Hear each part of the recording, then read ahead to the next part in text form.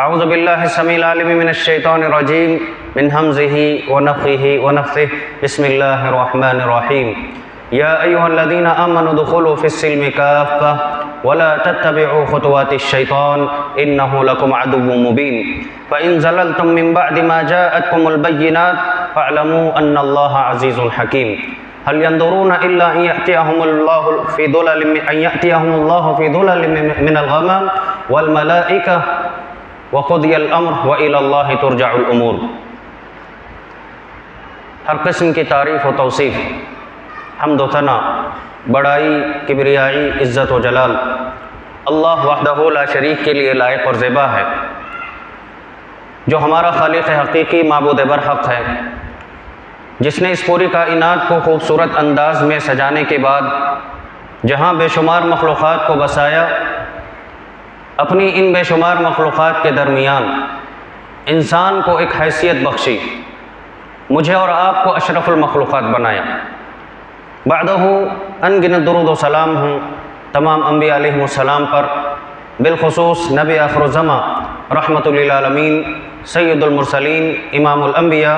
جناب محمد رسول اللہ صلی اللہ علیہ وسلم کی ذات گرامی پر کہ آپ علیہ السلام نے اللہ تعالیٰ کی امانت، اس کی شریعت کو، کتاب و سنت کی تعلیمات کو اللہ کے بندوں تک کما حقہ پہنچا دیا۔ اب میرا اور آپ کا یہ ماننا ہے، یہ عقیدہ اور ایمان ہونا چاہیے کہ یہ دین کامل ہے، جس کو اللہ نے مکمل کیا،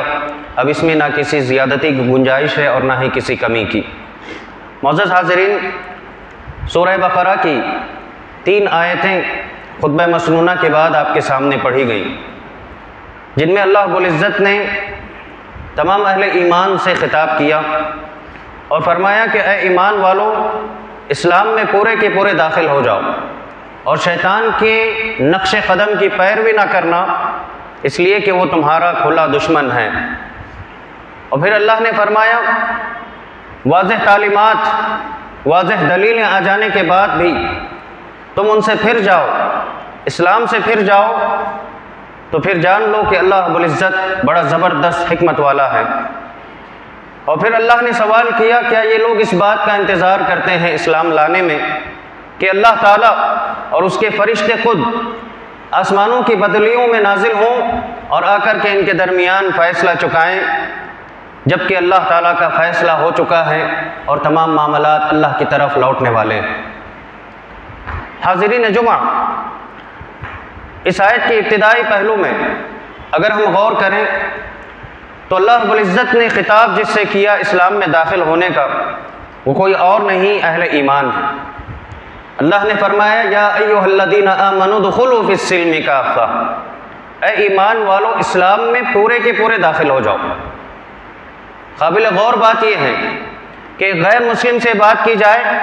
تو بات سمجھ میں آتی ہے، مسلمانوں بلکہ اہل ایمان سے یہ کہا جا رہا ہے کہ اسلام میں پورے کے پورے داخل ہو جاؤ، تو یہاں غور کرنے کی بات ہے، تھوڑی دیر سمجھنے والی بات ہے۔ اس معنی کو مفسرین نے کئی ناحیوں سے سمجھایا اور بتایا کہ اللہ رب العزت در حقیقت اس آیت میں ہمیں اسلام میں پورے پورے داخل ہونے کا جو حکم دیا ہے، اس کا مقصد یہ ہے، اولاً یہ بات آتی ہے کہ اسلام میں جب داخل ہو جاؤ، اپنے آپ کو مسلمان کہلاتے ہو، تو اللہ کے احکامات کے سامنے اپنے آپ کو ایسے جھکا دو کہ وہاں اللہ ہی کی مرضی چلے۔ تمہیں اپنی خواہشات، اپنی مصلحتوں کا لحاظ نہیں کرنا ہے،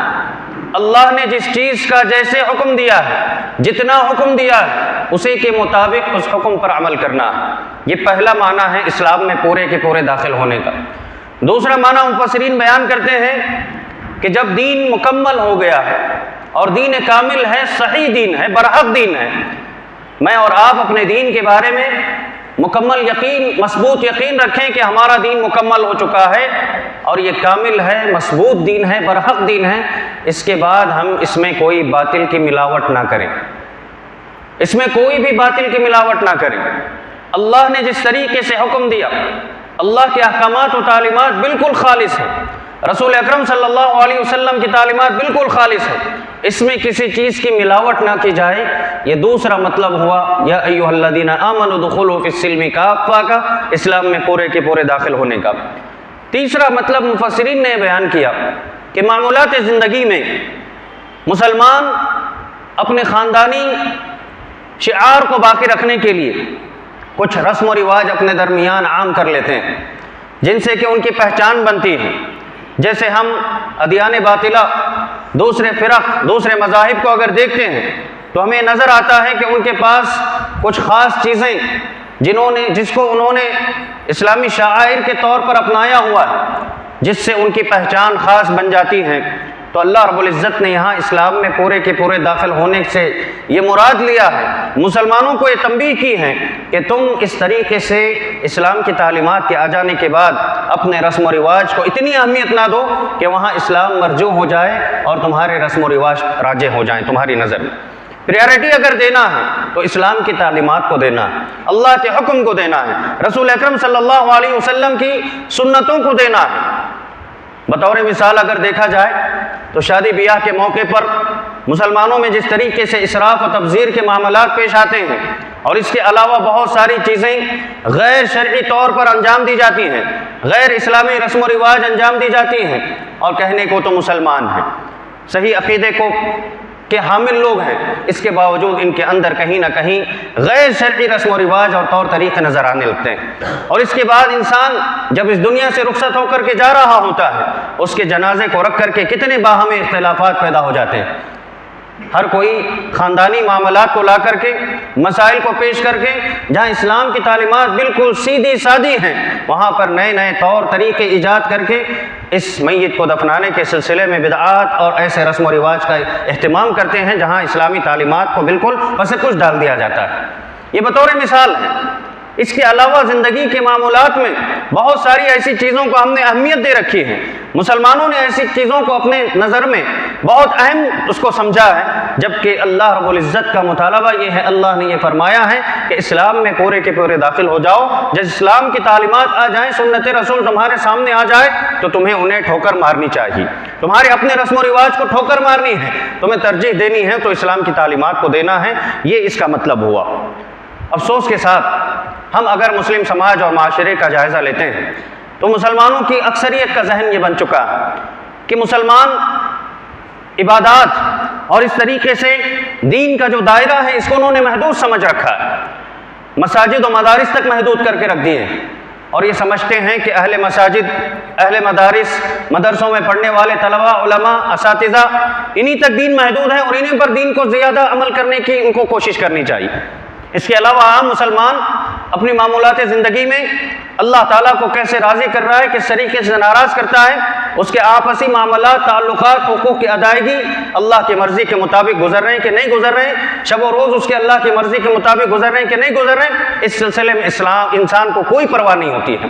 جبکہ اسلام کی عنایت یہ ہے کہ اسلام نے بہت ساری تعلیمات کا ہمیں پابند بنایا. سونے جاگنے کے آداب سکھائے، کھانے پینے کے آداب سکھائے، ملاقات کے وقت میں کیسے ملنا چاہیے، اور تجارت و کاروبار کے آداب اللہ تعالیٰ نے اسلام کے ذریعے سے ہمیں مکمل نصاب بنا کر کے عطا کیا ہے. والدین کی خدمت، رشتہ داروں کے حقوق، طہارت و پاکیزگی، اور اس کے علاوہ وضو، غسل اور جنابت کے مسائل، عبادات میں تمام چیزیں اللہ رب العزت نے سکھائیں. یاد رکھیں یہ طور طریقے زندگی گزارنے کے یہ در حقیقت اسلام کی تعلیمات اور عبادت کہلاتی ہیں. اس میں ہم کتنے مکمل ہیں، کتنی ہمیں ان کے بارے میں معلومات ہیں، کتنا ہم اس پر عمل کرتے ہیں کہ نہیں کرتے ہیں، کون سی سنت ہم سے چھوٹ جاتی ہے، کس عبادت میں ہم کوتا ہیں، اس طرف ہم توجہ ہی نہیں دیتے ہیں. حتیٰ کہ دین اسلام نے ہمیں عقیدہ بھی سکھایا. جو یہ دعویٰ کرتے ہیں کہ ہم اللہ کے رسول صلی اللہ علیہ وسلم کے امتی ہیں، آپ علیہ الصلوۃ والسلام کے پیروکار ہیں، محبت رسول کے دعوے دار ہیں، ایسے لوگوں کو یہ بات سمجھ لینی چاہیے سب سے پہلے رسول اکرم صلی اللہ علیہ وسلم کی اطاعت و اتباع آپ کے عقیدے کے مطابق ہونی چاہیے. سنتیں ہوں گی، بہت ساری سنتیں اللہ کے نبی علیہ الصلوۃ والسلام کی ہیں، لیکن سب سے پہلے سر فہرست اللہ کے نبی علیہ الصلوۃ والسلام کا عقیدہ آتا ہے. اللہ تعالیٰ کی ربوبیت میں، اللہ کی الوہیت میں، اللہ کے اسماء و صفات میں، بہت سارے دین کے جو معاملات ہیں، جہاں عبادات سکھائے گئے ہیں، ان سب میں اللہ کے نبی علیہ الصلوۃ والسلام کے عقیدے کو سر فہرست رکھتے ہوئے مسلمان کو اللہ کے نبی علیہ الصلوۃ والسلام کی پیروی کرنی چاہیے. لیکن بہت سارے مسلمانوں کو دیکھا جاتا ہے کہ جن کے اندر ابھی بھی وہم کی بیماری عام ہو چکی ہے، توہم پرستی، اوہام پرستی ان کے اندر بہت کوٹ کوٹ کر کے بڑھی ہوئی. ایسے کہ راستہ گزرتے ہوئے اگر ایک کالی بلی راستہ کاٹ دے تو کالی بلی سے ڈر جاتے ہیں، اور اس طریقے سے کوا آ کر کے چھت پر پکارنے لگے۔ آج بھی کئی مسلمانوں کے ذہن و تصور میں بات آتی ہے کہ گھر کو مہمان آنے والے ہیں، پتہ نہیں کب کوے کی بولتی اور بول چال انہوں نے سیکھی ہے، کب کس نے اس بات کو رائج کیا تھا جو چلتے چلتے نسل در نسل آج تک ہم تک پہنچی، اور پتہ نہیں اور کتنی دور تک یہ چیزیں چلی جائیں گی۔ اس طریقے سے جاہل رسم و رواج ہماری زندگیوں میں راج کر رہی ہیں، اور ہمیں اس سلسلے میں کوئی پرواہ نہیں ہے کہ ہم صحیح عقیدے کو مانتے ہیں کہ نہیں مانتے ہیں۔ کہنے کو مسلمان ہونے کا دعویٰ، کہنے کو رسول اکرم صلی اللہ علیہ وسلم کی اتباع اور آپ سے محبت کے دعوے دار تو ہم ضرور ہیں۔ گھروں کو بناتے وقت میں، گھروں کی تعمیر میں آپ جائیں، کئی مسلمان بلکہ ایسے کام کرنے والے جو مستری کے نام پر آتے ہیں وہ خود ہم مشورہ دیتے ہیں صاحب مکان کو کہ آپ اس طریقے سے بنا لیجئے، آپ کھڑکی یہاں بنائیے، آپ دروازہ وہاں بنائیے، اور یہ دراصل اس کی نسبت آپ دیکھ لیں کہیں نہ کہیں واستو کا جو طریقہ ہندوانہ رسم و رواج ہے، غیر مسلمین میں پائی جانے والی چیزیں آج ہمارے مسلمانوں میں کہیں نہ کہیں آہستہ آہستہ رچ بس گئی ہیں، داخل ہو چکی ہیں۔ ایک مسلمان گھر بناتے ہوئے ان چیزوں کا پاس و لحاظ کر رہا ہے، اس کی نظر میں اس کا عقیدہ اتنا کمزور ہو چکا ہے کہ وہ ڈراؤنی جو مسائل اور لوگ جس طریقے سے ڈراتے ہیں دھمکاتے ہیں، بہت سارے مسائل کو لے کر کے انسان اپنے دین پر اسے اتنا اطمینان اور یقین نہیں ہے جتنا کہ غیر ان کے رسم و رواج اور ان کے عقائد سے وہ متاثر ہو چکا ہے۔ اس کے علاوہ اگر روزانہ کی روٹین اور اللہ رب العزت نے جو کیلنڈر ہمیں دیا ہے، مہینوں کے اعتبار سے، ایام کے اعتبار سے اگر ہم دیکھیں تو کتنی چیزیں ہیں مہینوں کو لے کر کے مسلمان کئی مہینوں کو منحوس سمجھتا ہے۔ ماہ سفر کو، ماہ شوال کو، ماہ محرم کو، بہت سارے ایسے مہینے ہیں۔ اسلامک کیلنڈر نکال کر کے دیکھیے آپ، بہت ساری بدعات آج مسلمانوں کے اندر آ چکی ہیں جس کو وہ اپنا ایک شعار سمجھ کر کے عمل کرتے ہیں۔ اتنی اہمیت نمازوں کو نہیں دیتے ہیں، اتنی اہمیت دیگر عبادتوں اور سنتوں کو نہیں دیتے ہیں جتنے کہ ان چیزوں کو دیتے ہیں جو وہم و گمان اور صرف غلط باطل عقائد کے نظریات اس کی بنیاد ہوتی ہیں۔ معزز حاضرین، ان کے جو مہینوں میں جو بدعات کی جاتی ہیں، آپ غور کریں ان بدعات کے پس پردہ ان مہینوں کے جو فضائل شریعت میں وارد ہیں لوگ ان سے بالکل ناواقف ہیں۔ محرم کی کتنی فضیلتیں ہیں، شوال کے بارے میں روزوں کا اہتمام نہیں کرتے لیکن اس کو منحوس سمجھتے ہیں۔ اس طریقے سے آپ دیکھیں ابھی جس مہینے سے میں اور آپ گزر رہے ہیں ماہ رجب، اس سلسلے میں بہت ساری بدعات آپ دیکھیں، لامحدود لامتناہی سلسلہ، بہت ساری بدعات مسلمانوں کی زندگیوں میں آ چکی ہیں۔ جبکہ آپ غور کر کے دیکھیں سوائے اس بات کے کہ یہ اشہر حرم میں سے ہے جن کو اللہ نے حرمت والا مہینہ بنایا سال کے مہینوں میں سے، ان میں سے یہ ایک مہینہ ہے، اس کو اشہر الحرم کہا گیا ہے۔ اس کے علاوہ اس مہینے کی کوئی ایسی فضیلت وارد نہیں ہے، لیکن اس کی فضیلتوں میں کئی موضوع اور من گھڑت روایتوں کا اہتمام کر کے مسلمانوں کی زندگی میں کئی ایسی چیزیں ایجاد کر لی جا چکی ہیں جو دراصل اسلام سے اس کا کوئی تعلق ہو ہی نہیں سکتا ہے۔ اس طریقے سے بہت ساری چیزیں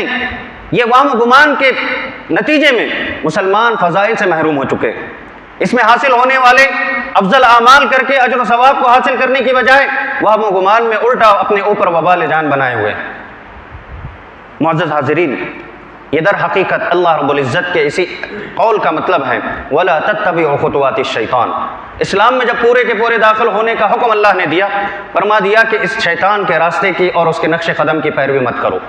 شیطان کے نقش قدم کی یہ تمام شیطانی راستے ہیں۔ اِنَّهُ لَكُمْ عَدُوٌّ مُبِينٌ، وہ تمہارا کھلا دشمن ہے، وہ تم سے کوئی بھلائی نہیں چاہتا ہے، وہ ہمیشہ تمہیں تباہی اور بربادی کی طرف لے جائے گا، گمراہی کی طرف لے جائے گا۔ عقیدے کا انحراف اور اعمال میں کوتاہیاں، اللہ تعالیٰ سے تمہارے تعلق کو کمزور سے کمزور کر کے وہ چھوڑ دے گا،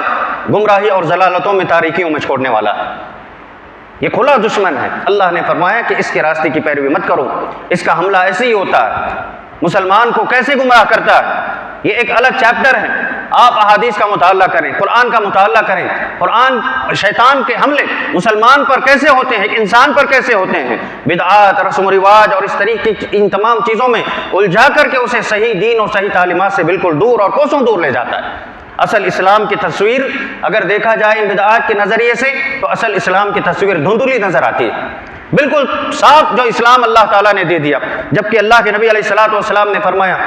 ترکتکم علی محجۃ البیضاء لیلھا کنہارھا لا یزیغ عنھا الا ھالک، کہ میں تمہیں ایسے شاہراہ پر چھوڑے جا رہا ہوں جس کی راتیں بھی دن کی طرح روشن ہیں۔ یعنی اس کا مسئلہ کوئی پیچیدہ نہیں ہے، تمام چیزیں واضح ہیں۔ کسی بھی مسئلے کو اٹھا کر کے پڑھنا چاہتے ہو، اپنی زندگی کو بہتر سے بہترین بنانا چاہتے ہو، دین اسلام کا مطالعہ کرو، قرآن کریم کا مطالعہ کرو، احادیث رسول صلی اللہ علیہ وسلم کا مطالعہ کرو، اپنی زندگیوں میں ان کو نافذ کرنے کی کوشش کرو۔ ہر مسئلے کی وضاحت دین اسلام میں اللہ تعالیٰ نے دے دی ہے۔ اس کے باوجود ہم بہت ساری چیزوں میں الجھ کر کے دور ہو چکے ہیں۔ اسی لیے امام مجاہد رحمۃ اللہ علیہ کہا کرتے تھے، ما ادری ای النعمتین علی اعظم ان ہدانی للاسلام او عافانی اللہ من الاہواء۔ کہتے ہیں کہ اللہ تعالیٰ کی دو عظیم نعمتیں مجھ پر ہیں، لیکن میں یہ بات سمجھ نہیں پاتا ہوں کہ سب سے بڑی نعمت کون سی ہے، کس پر میں اللہ رب العزت کا زیادہ شکر ادا کروں۔ یہ کہ اس نے مجھے اسلام کی ہدایت دی، اور دوسرا یہ کہ اس نے مجھے بدعات و خرافات سے دور رکھا۔ یہ دونوں ہی اتنے اہم چیزیں ہیں کہ اللہ نے دین اسلام کی توفیق دے دی اور صحیح منہج آپ کو دے دیا، اللہ کے نبی علیہ الصلوۃ والسلام کی سنتوں کی پیروی کی توفیق آپ کو دے دی، تو یہ بڑی نعمتیں ہیں۔ اسلام کے بعد سب سے بڑی نعمت یہی ہے کہ اہوا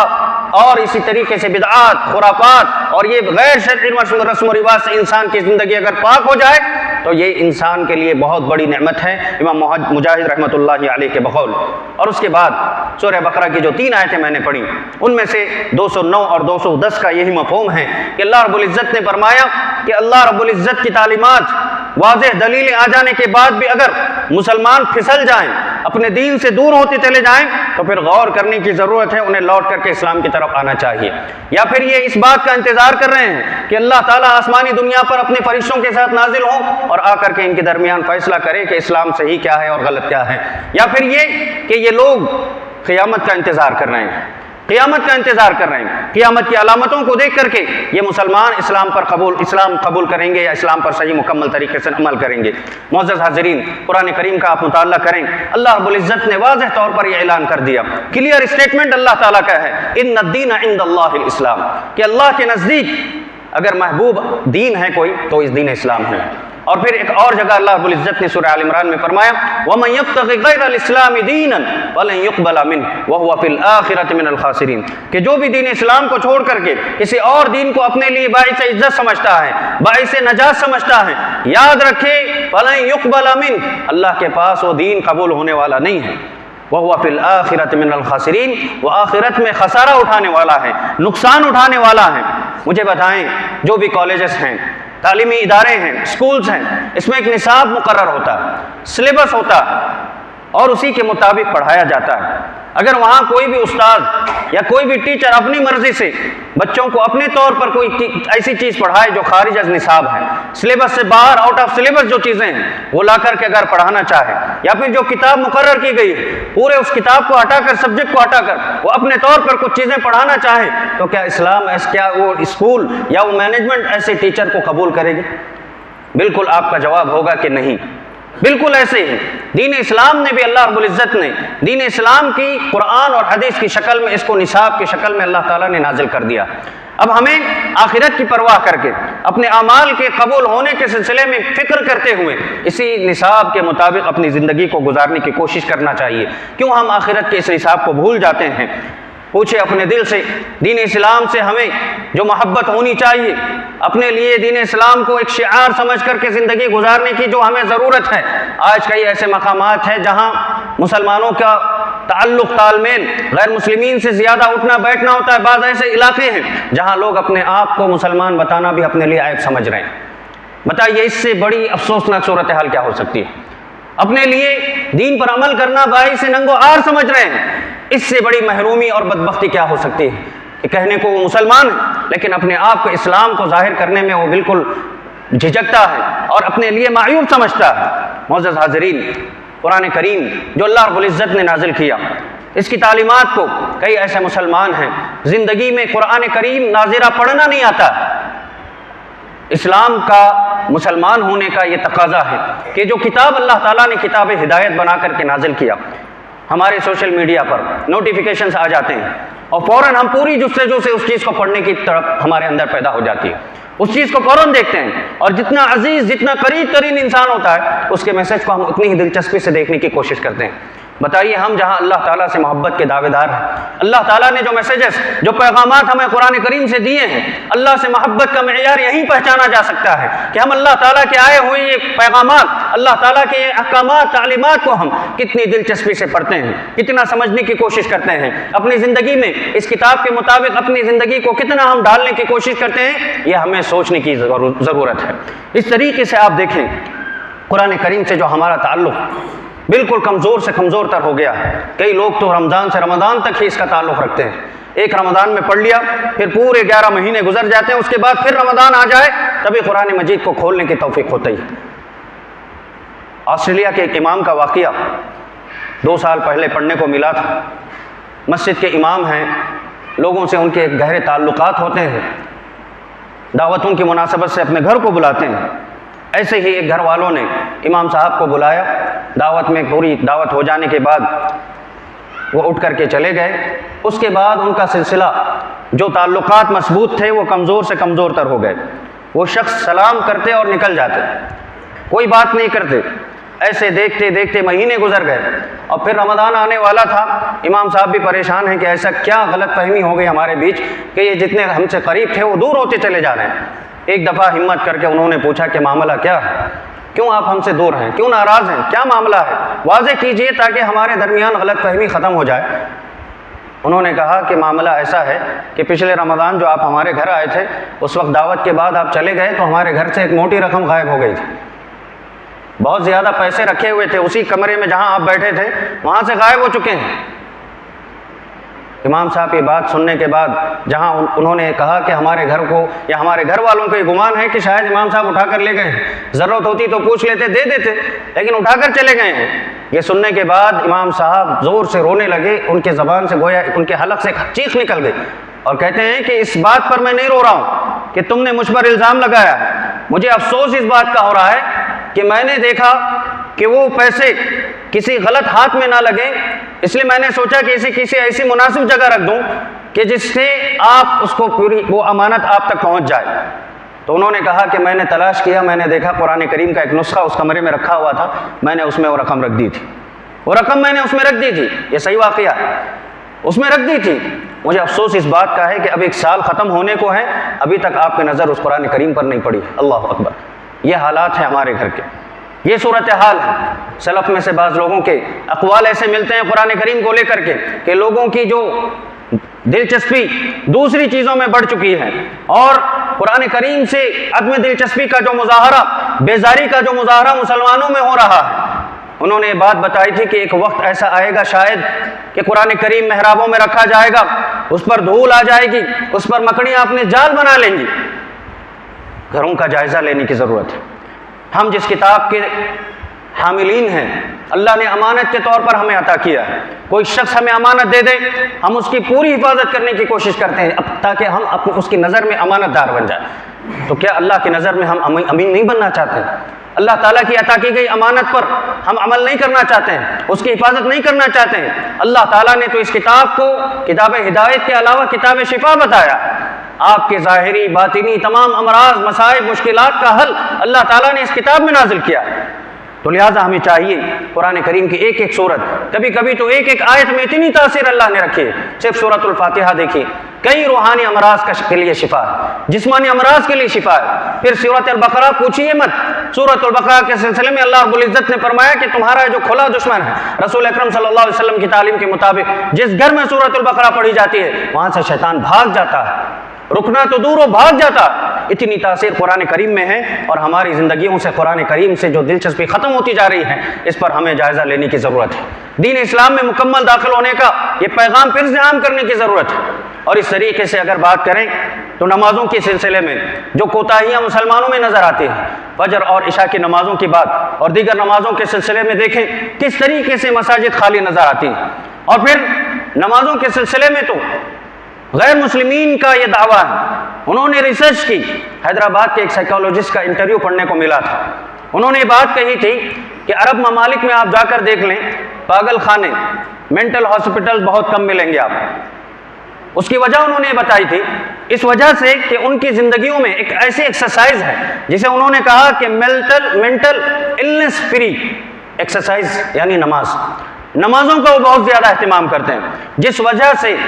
پھر اس پر اگر آپ اور غور کریں تو دیگر جو ماہرین ہیں انہوں نے یہ ریسرچ پیش کی تھی کہ یہ دماغ جو پورے جسم کو کنٹرول کرتا ہے، یعنی اس میں سے یہاں کمانڈ پاس ہوتے ہیں، دل کا جو پریشر ہے، جو پمپنگ کا سسٹم ہے، خون تو جسم کے تمام اعضاء پر جب انسان کھڑا رہتا ہے پہنچ جاتا ہے، لیکن یہ دماغ ہے، اس کو پہنچانے کے لیے انسان جب تک جھکتا نہیں ہے، یہ دل کے نیچے جب آئے گا تب اس کے اندر جو ہے بالکل انسان کو اطمینان اور راحت والی کیفیت پیدا ہو جاتی ہے۔ جب انسان کو ٹینشن ہے، اسٹریس ہے، پریشانیاں ہیں، ڈاکٹرز کے پاس جاتے ہیں گولیاں کھانے کے لیے، ڈاکٹرز کے پاس جاتے ہیں علاج کے لیے۔ اللہ تعالیٰ نے ہماری زندگیوں میں قرآن کریم جیسا اور یہ نماز جیسی عبادت دے کر اللہ نے فرمایا الا بذکر اللہ تطمئن القلوب، یہ دل کی اضطرابی کیفیت کو، بے چینی کو، الجھنوں کو، مصائب مشکلات کو ختم کرنا چاہتے ہو تو آؤ اللہ کا ذکر ہے، قرآن کریم کی تلاوت کرو۔ وَلَذِكْرُ اللَّهِ أَكْبَرُ، یہ سب سے بڑا ذکر ہے اللہ تعالیٰ کا۔ نمازوں کا اہتمام کرو اپنی زندگیوں میں۔ بہت سارے امراض یہ فلسفہ تو لوگ پیش کرتے ہیں کہ یہ ایکسرسائز ہے، فلاح ہے، لیکن اللہ نے ہماری عبادتوں میں ہمارے لیے جسمانی، روحانی ہر قسم کے علاج کا انتظام اللہ تعالیٰ نے فرمایا ہے۔ پھر اس کے علاوہ اگر سنت رسول کی بات کریں تو اللہ کے نبی علیہ الصلوۃ والسلام کی پہچان، آپ کے خوبصورت چہرے کی جو حلیہ مبارک آپ کا بیان کیا گیا ہے، آج وہ حلیہ رکھنا ہمارے ایک مسلمان کو بالکل ناپسند ہے۔ غیروں کی اتباع میں، غیروں کی مشابہت میں اس نے رسول اکرم صلی اللہ علیہ وسلم کی اتنی عظیم پہچان، آپ کی داڑھی مبارک کا اس نے حلیہ ہی ختم کر دیا ہے۔ کیا جواب دیں گے جب اللہ تعالیٰ پوچھے گا؟ رسول سے محبت کے دعوے ہیں اور ہماری زندگیوں اور ہمارے چہروں سے نبی کریم صلی اللہ علیہ وسلم کی ایسی عظیم سنت جس سے کہ ایک مسلمان کی پہچان ہوتی ہے، ختم کر دیں۔ عائشہ رضی اللہ عنہ فرماتی ہیں کہ اللہ رب العزت نے عورتوں کو چوٹیاں دے کر کے جو زینت بخشی ہے، مردوں کو اللہ تعالیٰ نے داڑیاں دے کر کے زینت بخشی ہے۔ اس زینت کو ہم ختم کر کے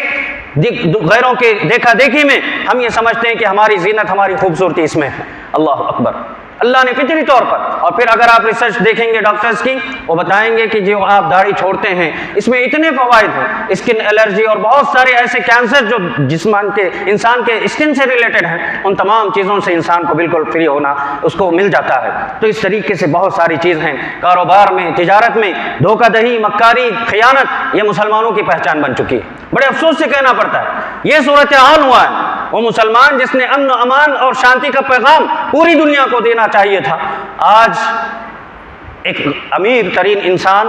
غریب کو لوٹتا ہے، پریشان کرتا ہے اپنا خاندانی حق سمجھ کر کے، اور وہیں ایک غریب انسان، ایک فقیر انسان مالدار کو لوٹتا ہے، پریشان کرتا ہے تو اپنا پیدائشی حق سمجھ کر کے کر رہا ہے۔ یہ کہاں کا اسلام ہے؟ یہ کہاں کی تعلیمات ہے؟ یہ کہاں کی دینداری ہے؟ کہاں کی امانت داری ہے؟ اسلام پر عمل کرنے کی ضرورت ہے۔ آج اللہ کے نبی علیہ الصلوۃ والسلام کے اس فرمان کو سمجھنے کی ضرورت ہے جس میں اللہ کے نبی علیہ الصلوۃ والسلام نے فرمایا تھا کہ اگر تم اپنے آپسی لین دین میں سودی کاروبار کا تعلق رکھتے ہو اور پھر تم دنیا داری میں پڑ جاؤ، تم بیلوں کی دموں کو پکڑنے لگ جاؤ، زراعت تمہارے نزدیک سب سے زیادہ اہم ہونے لگے، اور اللہ کے راستے میں جو کوششیں، محنتیں، جہاد کرنا چاہیے اس کو تم چھوڑ دو گے، تو اللہ تعالیٰ تم پر ذلت کو مسلط کر دیں گے۔ لا ينزعه حتى ترجعوا الى دينكم، کہ جب تک تم دین کی طرف نہیں لوٹ جاتے یہ ذلت تم سے ختم نہیں ہوگی۔ عمر رضی اللہ عنہ کہا کرتے تھے کہ اعزنا اللہ بالاسلام ما مبتغینا بغیرہ اذلنا اللہ، کہ اللہ رب العزت نے ہمیں، جو ہم جاہل قوم تھے، ہمیں اللہ نے عزت دی ہے تو اسلام کی وجہ سے دی ہے، اس عقیدے کی وجہ سے دی ہے، صحیح تعلیمات کی اور برحق تعلیمات کی روشنی میں اللہ نے دی ہے۔ اگر ہم اس کو چھوڑ کر کے دوسری چیزوں میں اپنی عزت تلاش کرنے لگیں گے تو پھر اللہ تعالیٰ ہمیں پھر سے ذلیل کر دے گا۔ غور کرنے کی ضرورت ہے کہ ہماری زندگیوں میں یہ اسلام اور علم راج کر رہے ہیں یا پھر جہالت ہم پر سوار ہو چکی ہے۔ اللہ تعالیٰ سے دعا ہے کہ اللہ تعالیٰ ہم تمام کو جو کچھ بھی باتیں قرآن و حدیث کی روشنی میں کہی گئی ہیں، سنی گئی ہیں، سب سے پہلے کہنے والوں کو اور تمام سننے والوں پر کو عمل کرنے کی اللہ توفیق عنایت فرمائے۔ اللہ جب تک زندہ رکھے اسلام پر، ایمان پر، عقیدہ توحید پر باقی رکھے، اللہ تعالیٰ ہر قسم کے شر سے، فتنے سے محفوظ رکھے۔ اللہ ہمارے دین و ایمان کی حفاظت فرمائے، ہماری آنے والی نسلوں کی اللہ تعالیٰ حفاظت فرمائے، اور اللہ تعالیٰ دین پر انہیں ثابت قدم رکھنا جب خاتمہ اللہ حسن خاتمہ نصیب فرمائے۔ اللہ تعالیٰ ہماری زندگیوں سے ہر قسم کی بدعقیدگیاں، شرک کی نجاستیں، بدعات و خرافات کی گندگیوں کو اللہ دور فرمائے، اور اللہ جب خاتمہ حسن خاتمہ نصیب کرے، انتقال کے بعد اللہ ہم تمام کو عذاب قبر سے، عذاب جہنم سے بچا کر جنت الفردوس میں داخلہ نصیب فرمائے۔ آمین۔ وآخر دعوانا الحمد للہ رب العالمین۔